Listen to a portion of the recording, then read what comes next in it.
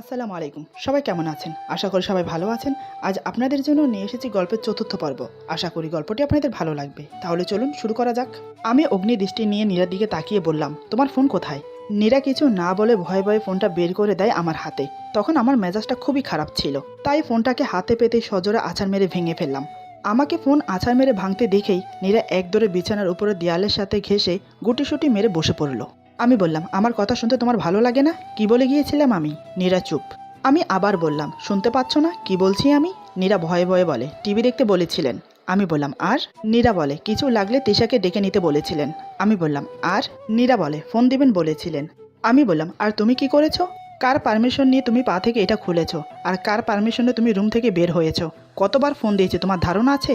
কত টেনশনে পড়েছিলাম আমি। নীরা বলে, আমি বললাম, চুপ, একদম চুপ। কোন সাহসে তুমি আমার কথা অমান্য করো? জানো আমি কিভাবে বাসায় এসেছি? ভাবছি যে। নীরা বলে, বাসা থেকে পালিয়েছি তাই তো? আমি বললাম, সে চিন্তা মাথাতেও এনো না। যদি সত্যি এমন কিছু করো তো মনে রেখো, তোমার মা বাবা সেই কাজের শাস্তি পাবে। নীরা বলে, কি বলছেন কি আপনি? হ্যাঁ, যেদিন যাব আপনার সামনে দিয়েই যাব, চোরের মতো পালাবো না। বরং আপনি নিজেই আমাকে এই বাসা থেকে বিদায় দেবেন। চ্যালেঞ্জ। আমি বললাম, চ্যালেঞ্জ? চ্যালেঞ্জ দেখাও আমাকে। বলেই রুমের সব জিনিসপত্র ভাঙতে শুরু করলাম। নীরা আমার কাণ্ড দেখে বলে, কি করছেনটা কি? থামুন। এই বলে নীরা বিছানা থেকে নেমে আসে আমাকে বাধা দেওয়ার জন্য। আমি বললাম, একদম কাছে আসবি না, তোর উপরের রাগটা কিন্তু এগুলোর উপর তুলছি, হাতের কাছে আসলে কিন্তু। আমার কথা শুনেই নীরা দু ধাপ পিছিয়ে গেল, কারণ আমি যেভাবে রেগে আছি ওকেও ভেঙে ফেলতে পারি। নীরা বলে, সবই যখন ভেঙে ফেললেন তাহলে এটা বাকি থাকবে কেন? এই বলে ফুলদানিটা এগিয়ে দেয়। আমি নীরার হাত থেকে ফুলদানিটা নিয়ে আছাড় মারি, তারপর হনহন করে বাথরুমে চলে গেলাম। এদিকে তিশা বলে, মামনি, আমার জন্যই আজ ভাবির উপর দিয়ে এই সুনামিটা চলে যাচ্ছে, না জানি ভিতরে কি হচ্ছে। মা বলে, কাজটা তুই মোটেই ভালো করিসনি, ছেলেটার যা রাগ, মেয়েটার কোনো ক্ষতি যেন করে না ফেলে। তিশা বলে, না মা, ভাইয়া এমন কিছু করবে না, কারণ ভাইয়া ভাবিকে অনেক ভালোবাসে। এদিকে নীরা আস্তে আস্তে ফ্লোর পরিষ্কার করতে থাকে। এরই মধ্যে আমি বাথরুম থেকে বের হই। নীরাকে ফ্লোর পরিষ্কার করতে দেখে আবার রেগে যাই। হ্যাঁচকা টান দেই নীরাকে। নীরা তাল সামালতে না পেরে পড়ে যেতে নিল। আমি নীরাকে ধরে নেই, আর নীরা ভয় পেয়ে আমাকে শক্ত করে জড়িয়ে ধরে। আমি নিজেকে ঝটকা মেরে ছাড়িয়ে নিয়ে নীরাকে বিছানার উপর বসিয়ে দেই। আমি বললাম, সাহস কি করে হয় তোমার? তুমি কাজ পরিষ্কার করছো, যদি হাত কেটে যায় তখন কি হবে? হ্যাঁ? নীরা বলে, আমি তো রুম পরিষ্কার। আমি বললাম, তোমাকে বলেছি আমি ফ্লোর পরিষ্কার করো? যেটা বলি সেটা তো করো না। আর সব কাজ ওস্তাদি করতে কে বলেছে তোমাকে? আমি নীরার খুব কাছে দাঁড়িয়েছিলাম। নীরা কাছ থেকে দেখছে আমাকে। আমার চোখে শুধু ওকে হারানোর ভয়। নীরা লক্ষ্য করলো আমার ঠোঁটে রক্ত জমাট হয়ে আছে। তখন নীরা আমার ঠোঁটে কামড় দিয়েছিল, তাই এমন হয়েছে। নীরা না চাইতেও ওর হাত আমার ঠোঁটে চলে আসে। এমন সময় তিশা দরজার বাইরে দাঁড়িয়ে বলে, ভাইয়া দরজাটা খোল প্লিজ। ভাইয়া, ভাবিকে মারিস না। আমি গিয়ে দরজা খুলে দিলাম। তিশা রুমে ঢুকেই আগে নীরাকে দেখলো, তারপর পুরো রুম দেখে বলে, ভাইয়া কি করেছিস তুই এগুলো?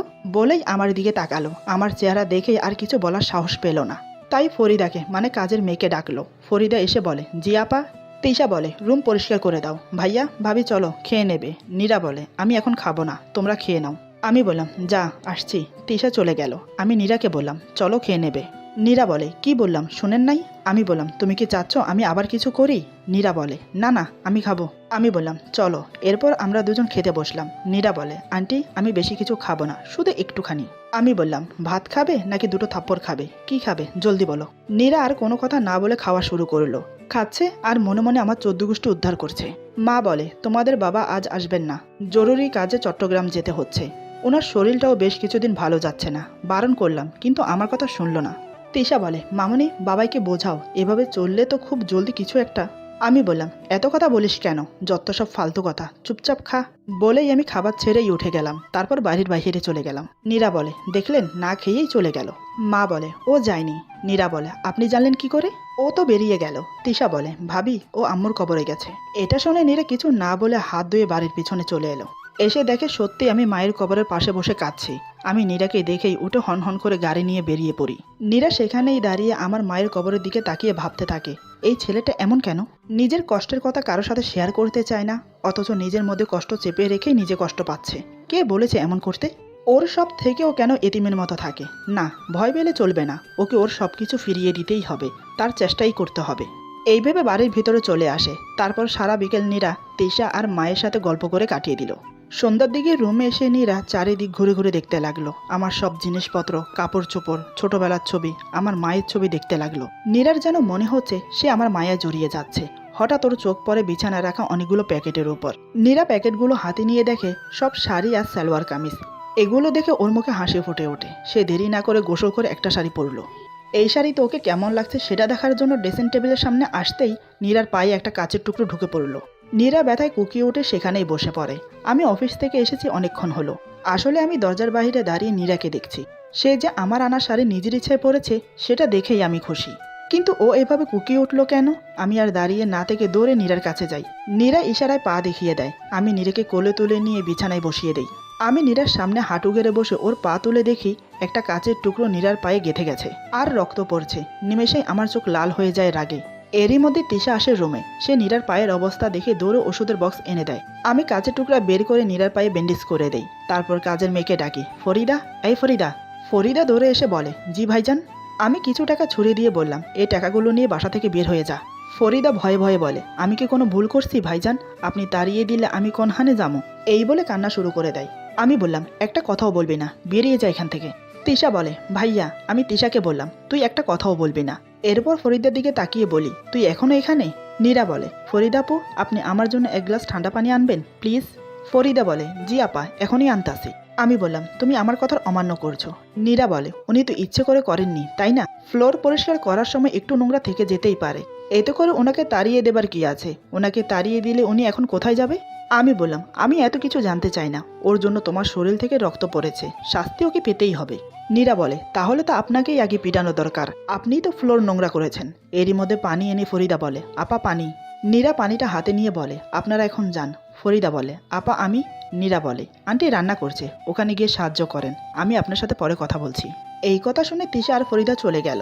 ওরা চলে যাওয়ার পর নীরা আমাকে বলে, পানিটা খান। আমি নীরার কথা না শুনে চলে যেতে লাগলাম। নীরা বলে, আমার কথাটা কি কানে যায়নি? আমি রাগের চোটে নীরার হাত থেকে পানির গ্লাসটা কেড়ে নেই। তারপর ঢকঢক করে পুরো গ্লাস ফাঁকা করে গ্লাসটা নীরার হাতে ধরিয়ে দিয়ে রুম থেকে বেরিয়ে গেলাম। নীরা মনে মনে হাসে আমার কাণ্ড কারখানা দেখে। মনে মনে বলে, নিজে অল টাইম আমাকে কষ্ট দেবে, কিন্তু কেউ ভুল করেও কিছু করলে তাকে আস্ত গিলে খাবার উপক্রম করে। এই ভেবে হো হো করে হেসে বলে, অদ্ভুত ভালোবাসা। এরই মধ্যে আমি রুমে ঢুকে বাথরুমে ফ্রেশ হতে চলে গেলাম। বেশ কিছুক্ষণ পর আমি বের হলাম। নীরা আর চোখে আমাকে দেখছে। আমার গাল বেয়ে পানি পড়ছে।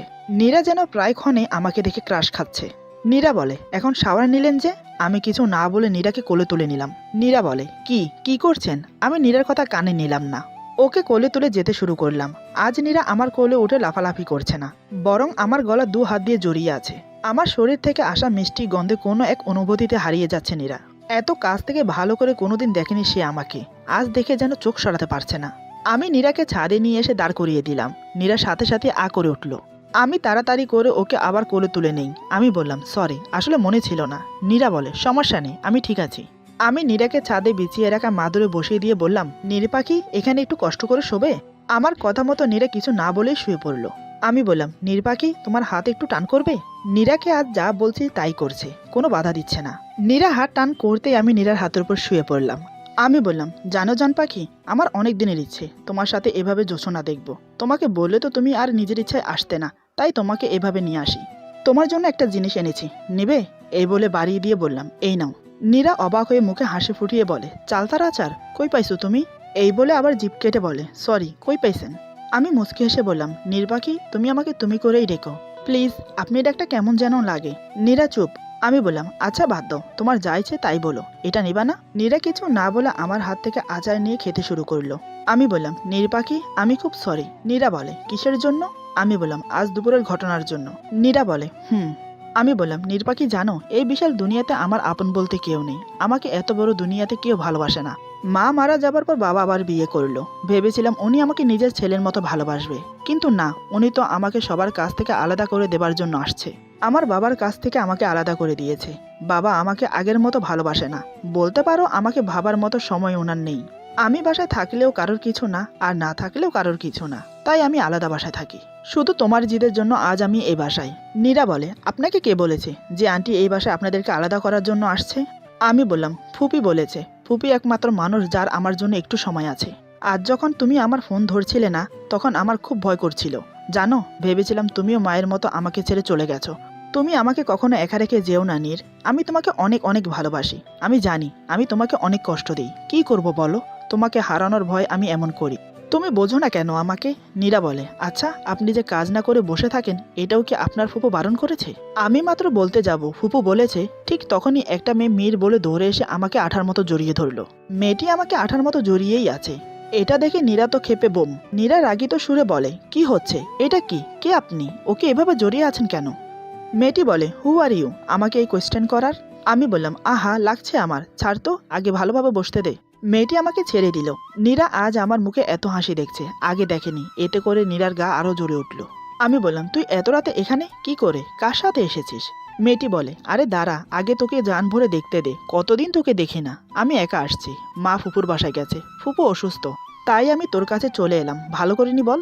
আমি বললাম, সে আবার বলতে, তোকে খুব মিস করেছিলাম। এদিকে নীরা আমার কথা শুনে রাগে ফুঁসছে। সে মনে মনে বলে, বাহ বাহ মিস, তোকে আমি দেখে নেব লুচ্চা ছেলে, বউ থাকতে অন্য মেয়েকে জড়িয়ে ধরা। আমি এবার নীরার দিকে তাকিয়ে বললাম, আরে নীরা, ও হচ্ছে আমার ফুফুর মেয়ে, আর আমার খুব ভালো একটা বন্ধু, নাম মনিরা। আর মনিরা, ও হচ্ছে তোর ভাবি নীরা। মনিরা আমার মুখে এই কথা শুনে নীরাকে বলে, hi Nira, nice to meet you. Nira বলে, সেম টু। আমি বললাম, ওই ও তোর ভাবি, নাম ধরছিস কেন? মনিরা বলে, আমি এসব ভাবি টাবি বলতে পারবো না, নীরাই ঠিক আছে, বাদ দে তো এসব, আগে বল তুই এত সুন্দর হলি কি করে?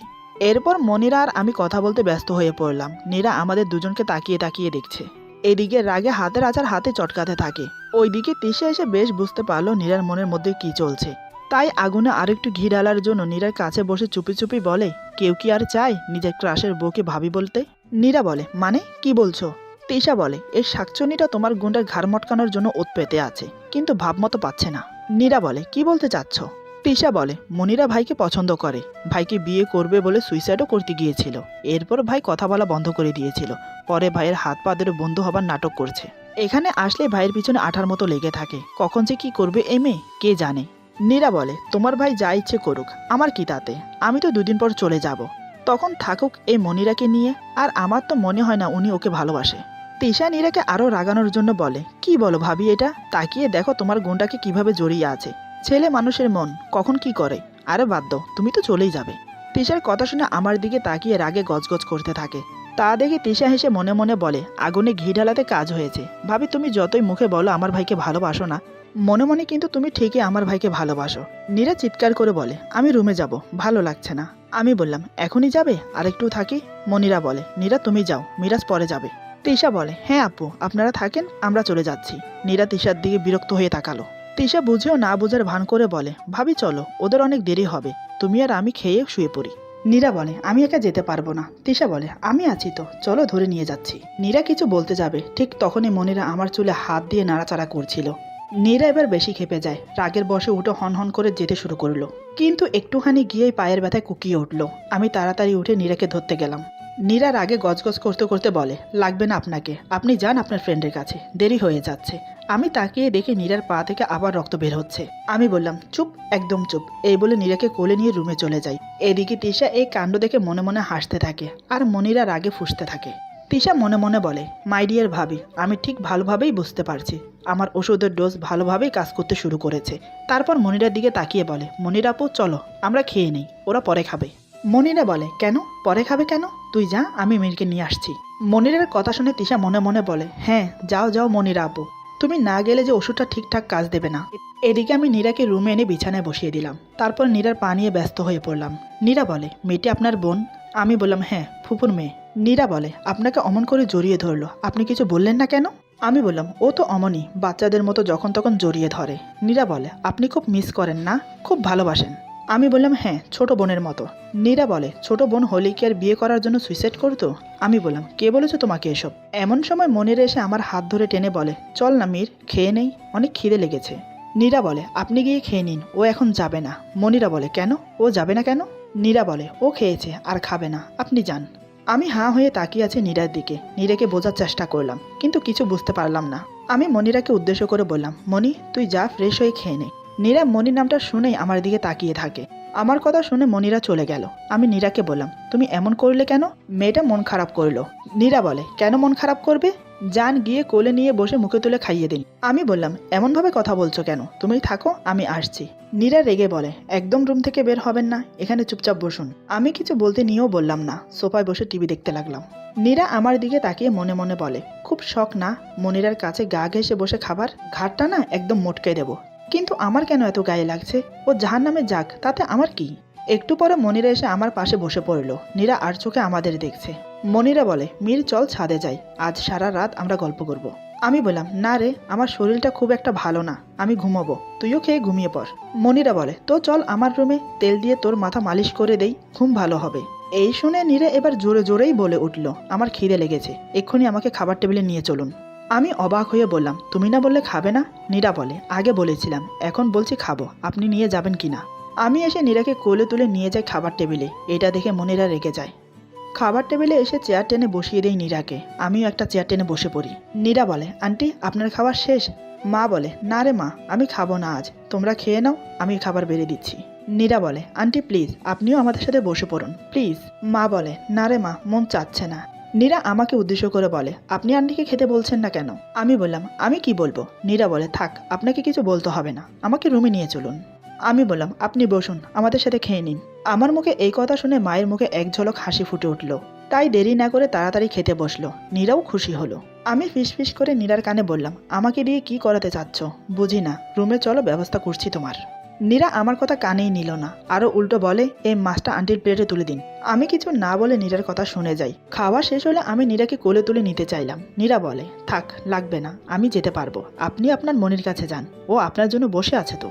আমি নীরার কথা না শুনে কোলে তুলে নিলাম। নীরা বলে, কি হচ্ছেটা কি? আপনার মনি যদি দেখে আপনি আমাকে নিয়ে এভাবে টানাটানি করছেন, তখন তো বেচারি। আমি তখনই নীরাকে নিয়ে হন হন করে রুমে চলে আসি। এসে দেখি মনিরা টিভি দেখছে।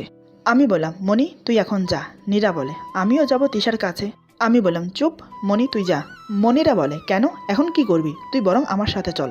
নীরা বলে, হ্যাঁ হ্যাঁ যান, আপনি ওকে নিয়ে যান, এখানে তো ওনার ঘুম আসবে না, উনি কত মিস করে আপনাকে। আমাকে বলে, আপনাকে ওনার অনেক কথা বলার আছে। মনিরা খুশিতে গদগদ হয়ে বলে, সত্যি? নীরা বলে, হ্যাঁ সত্যি তো। এদিকে নীরার কথা শুনে আমার রাগ চরমে উঠে যায়। আমি মনিরাকে রুম থেকে বের করে দিয়ে রুম লক করে দিই। তারপর আমি নীরাকে টেনে নিয়ে বিছানার উপর চেপে ধরে বললাম, নীর পাখি, তুমি কি মনিরার উপর জেলেক্স ফিল করছো? নীরা বলে, আমি কেন জেলেক্স ফিল করতে যাব? আমি বললাম, আমার কেন জানি মনে হলো তুমি মনিকে সহ করতে পারছো না। নীরা বলে, আপনার সবসময় কত কিছুই তো মনে হয়। জেলেক্স ফিল কার জন্য হয় জানেন? যাকে খুব বেশি ভালোবাসা যায়। আর আপনার উপর আমার কোনো ফিলিংস নেই, ভালোবাসা তো দূরের কথা। সো প্লিজ এসব বাজে কথা আমাকে বলতে আসবেন না। আপনার মন চাইলে মনিরা আপনার কাছে যেতেই পারেন। আমি বললাম, সত্যি তোমার কিছু যাবে আসবে না? নীরা বলে, না। আমি বললাম, ঠিক আছে, কিছু আসতে হবে না, এখন হাত টান করো, আমি ঘুমাবো। নীরা অন্যদিকে মুখ ফিরিয়ে বলে, পারবো না আমি। আমি বললাম, কি বললে? আমার কথা না শুনলে কি করবো জানো? এই কথা শুনে নীরা চুপচাপ হাত টান করে দিল। আমি নীরার হাতে মাথা রেখে ওকে জড়িয়ে শুয়ে পড়লাম। আমি এভাবে জড়িয়ে ধরাতে নীরার হাত পা কাঁপতে শুরু করে, বুকের মধ্যে ধুকধুক করতে শুরু করে। নীরা মনে মনে বলে, কি করছে কি ছেলেটা? বোঝে না এভাবে জড়িয়ে ধরলে আমি নিজেকে আর ধরে রাখতে পারবো না। নীরা বলে, আপনি একটু সরে গিয়ে ঘুমান। আমি বললাম, কেন? নীরা বলে, আমার অসুবিধা হচ্ছে। আমি বললাম, কেন? আমার মাথার ভারটা কি খুব বেশি হয়ে গেছে? নীরা বলে, তা নয়। আমি বললাম, ও, এই বলে মনটা খারাপ করে নিজের বালিশে গিয়ে শুয়ে পড়লাম। আমাকে দেখে নীরার একটু খারাপ লাগলো। নীরা বলে, আচ্ছা এখানে এসে ঘুমান। আমি মন খারাপ রেখেই বললাম, থাক, লাগবে না। নীরা বলে, আমি আসতে বলছি। আমি মুচকি এসে আবার ওর হাতের উপর শুয়ে পড়ি, কিন্তু আগের মতো জড়িয়ে ধরিনি। ব্যাপারটা মোটেই ভালো লাগলো না নীরার, কিন্তু আমাকে কিছু বলল না। এরপর কখন যে ঘুমিয়ে পড়লাম দুজন বলতেই পারি না। মধ্যরাতে হঠাৎ করে অনুভব হতে লাগলো কেউ যেন আমাকে জড়িয়ে ধরেছে। চোখ মেলে দেখে আর কেউ না, নীরা। আমি ওকে দু হাতে আগলে ধরে মাথায় একটা চুমু খেলাম। তারপর ওর মাথাটা বুকের সাথে চেপে ধরে ঘুমিয়ে পড়লাম। সকালে নীরার ঘুম ভাঙে আমার আগে। ঘুম থেকে জেগেই দেখে ও আমার বুকের মধ্যে, আর আমি ওকে শক্ত করে জড়িয়ে ঘুমিয়ে আছি। নীরা চেষ্টা করলো আমার কাছ থেকে নিজেকে ছাড়াতে, কিন্তু নীরা নিজেকে ছাড়াতে পারলো না। নীরা বলে, হায় আল্লাহ, ঘুমের মধ্যে মানুষ এত শক্ত করে কিভাবে জড়িয়ে থাকতে পারে। নীরা নিজেকে ছাড়ানোর চেষ্টা না করে আমাকে দেখতে লাগলো। ওর চোখ চলে যায় আমার ঠোঁটের দিকে, দেখে এখনো লাল দাগ হয়ে আছে। নীরা আমাকে এই প্রথম এত কাছ থেকে দেখছে। আমাকে আজ একদম বাচ্চাদের মতো লাগছে ওর কাছে। আমার চুলগুলো সত্যিই খুব সুন্দর। নীরা আমার চুলে আঙ্গুল দিয়ে নাড়াচাড়া করতে লাগলো। তারপর জানি না ওর কি হলো, হঠাৎ নীরা আমার ঠোঁটের কাটা স্থানে হাত দিয়ে দেখলো। নীরা আজ আমার মায়ায় জড়িয়ে গেছে। এত কাছে কোনো ছেলে থাকলে সব মেয়েরই একটু কষ্ট হয় নিজেকে আটকে রাখতে। সেটাও নীরার সাথে হলো। সে নিজেকে আর আটকে রাখতে পারছে না। হঠাৎ সে আমার ঠোঁটে হালকা করে কিস করে। এমন সময় আমি তাকিয়ে বললাম, নীর পাখি, তুমি এটা কি করলে? নীরা বলে, কই কি করলাম? আমি ওকে আরো শক্ত করে জড়িয়ে ধরে কানে ফিসফিস করে বললাম, আমি সব বুঝি এবং দেখি, তোমার কিস চাই তো? এই বলে আমি ওর ঠোঁটে ঠোঁট ডুবিয়ে দিলাম। ওর মাথা শক্ত করে চেপে ধরি। আমার এক হাত চলে গেল ওর কোমরে। ওর কোমর চেপে ধরতে নীরা কেঁপে ওঠে আমার ঘাড় চেপে ধরে। তবে আমার একটানা কিস করাতে মেয়েটা হাঁপিয়ে ওঠে। হঠাৎ থাকতে না পেরে যা করলো যা বলল তা শুনে এবং দেখে আমি হয়রান। এ কেমন মেরে বাবা, আমি তো অবাক হয়ে তাকিয়ে আছি। এরপর যা হলো। আজকের গল্প এখানে সমাপ্ত। গল্পের বাকি অংশ পেয়ে যাবেন আগামী পর্বে।